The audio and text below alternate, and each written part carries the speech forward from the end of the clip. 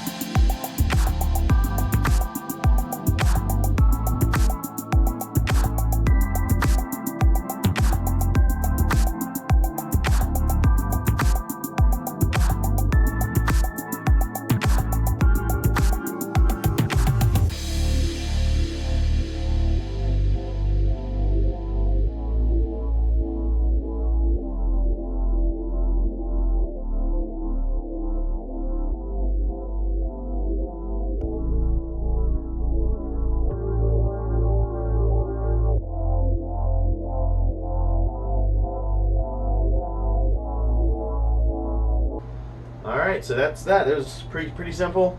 It is noticeably better. Everything is, all the buttons.